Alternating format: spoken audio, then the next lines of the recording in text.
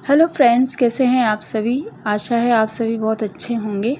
और अभी मैं जा रही हूँ मेरी जेठानी जी के यहाँ पर, क्योंकि हमारे यहाँ एक छोटी सी गुड़िया हुई है बहू के, तो उसका है सूरज पूजन और चूड़ा भी पहनाएंगे उन्हें। तो बस अब वहीं जा रही हूँ। तो मैंने छोटे छोटे क्लिप लिए थे, मैंने ज़्यादा तो वहाँ शूट नहीं किया क्योंकि फिर बात नहीं हो पाती है। तो मैं अभी आपको बताती हूँ जो छोटे छोटे रिचुअल है हमारे। ये देखिए, जो मतलब जिनके बच्चा होता है उनकी साड़ी का जो पल्ला होता है उसे देवर पकड़ते हैं, और जो तेल निकालने का, जो हमारे यहाँ तो टीपरा बोलते हैं, वैसे आप क्या बोलते हैं, लोहे का, उसके ऊपर गुड़ और रोटी रखी जाती है और उससे पल्ला पकड़ा जाता है, और उसके बाद ही यहाँ पर पूजा के लिए लाया जाता है। तो इस तरह से उसके यहाँ पे पूजा हो रही है पाटे के ऊपर। और उसके बाद में ये देखिए, ये सूरज जी के हमने छींटा लगवाया था। पहले पाटे पर पूजा होती है, उसके बाद में सूरज जी के यहाँ पर इस तरह से छींटा लगवाया जाता है। उनके तिलक वगैरह जैसे भी जो भी होता है, इस तरह से पूजा होती है। और उसके बाद हम इन्हें वापस अंदर ले गए और उसके बाद में उन्हें हमने चूड़ा पहनाया। अब जो राजस्थान से जो लोग हैं वो तो जानते ही होंगे, लेकिन अब बाहर क्या रिवाज होता है वो थोड़े अलग होते होंगे। तो इस तरह से उसके बाद में उन्हें चूड़ा पहनाया। और जब चूड़ा पहनाते हैं तो पहले इस तरह से पूजा होती है चूड़े के लिए। ये जो कोयला होता है ना, उसे जैसे जला के लेके आते हैं, वो बोलते हैं ना खीरा, क्या बोलते हैं इसे, कोयले को। और उसके बाद में उसके ऊपर इसे तपाया जाता है और उसके बाद उन्हें पहनाया जाता है। और पहनाने के बाद उसके ऊपर राखी बांधी जाती है, जो मोली होती है उस पर राखी बांधी जाती है। और जो चूड़ा पहनाते हैं उन्हें नेक दिया जाता है, और जो सिंपल एक चूड़ी होती है वो पहनाने वाले खुद पहन लेते हैं।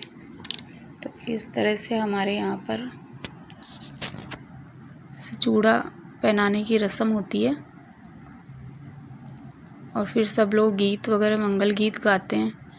वो तो वैसे सभी के यहाँ होता है, ये तो एक कॉमन रिवाज है सबके यहाँ पर।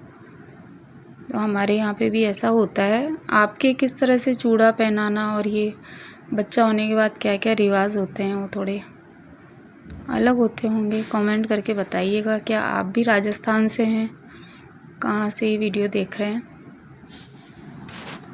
और जब चूड़ा पहन लेते हैं तो उसे जो जल पूजा का होता है उस जल से उनके चूड़े को इस तरह से धुलाया जाता है। तो हाथों में पानी लेके अपने चूड़े को वो धोते हैं, और उसके बाद ही उनके राखी वगैरह बांधी जाती है चूड़े के ऊपर।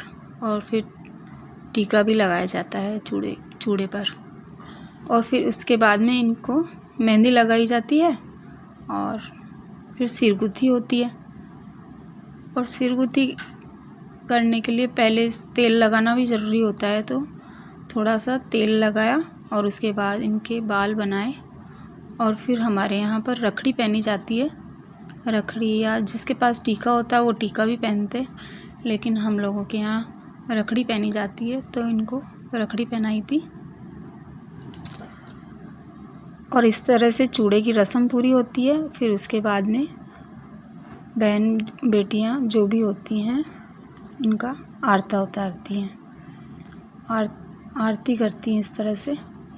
और जब आरती कर लेती हैं तो उसके बाद में मिट्टी होती है वो चारों तरफ फेंकी जाती है, मतलब इनके पास में ही, थोड़ी सी पीछे, थोड़ी साइड में, थोड़ी आगे, और थोड़ी मतलब दूसरी साइड में मिट्टी फेंकी जाती है।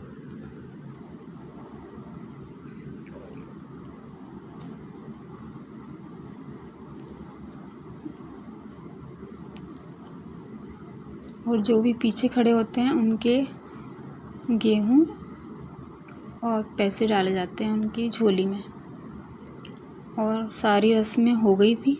उसके बाद बच्चों को भूख लगी थी तो सभी बच्चों को सबसे पहले खाना खिलाया और मैंने पिया। ये देखिए ये शरबत, इसमें थे सब्जा के बीज, क्योंकि आज थी एकादशी, निर्जला एकादशी थी आज, तो मैंने सिर्फ जूस पिया था और बच्चे खाना खा रहे थे।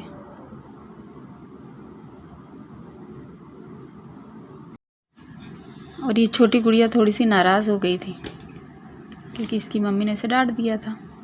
और ये एक और छोटी गुड़िया है, तो बड़ी प्यारी सी है।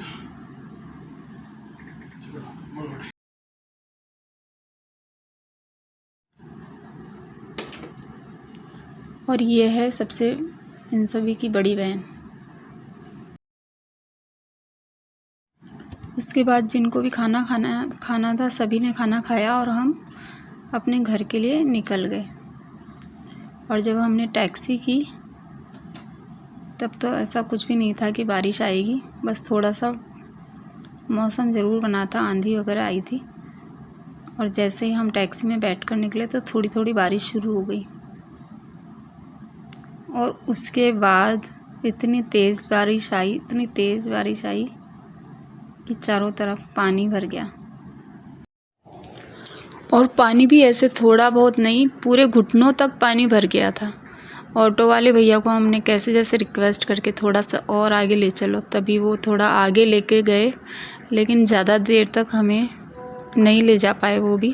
फिर उन्होंने हमें बीच रास्ते में ही उतार दिया और हमें उतरना ही पड़ा क्योंकि बहुत ज़्यादा पानी था, तो उनका इंजन भी ख़राब हो सकता था। और फिर हम गए थोड़ी सी दूर पैदल, और पैदल भी हम बहुत ज़्यादा दूर तक नहीं चल पाए थे। आखिर हमें बाहर कहीं रुकना ही पड़ा बीच रास्ते में। ये देखिए कितना पानी है, ये सारी कारें वगैरह सब डूब गई हैं।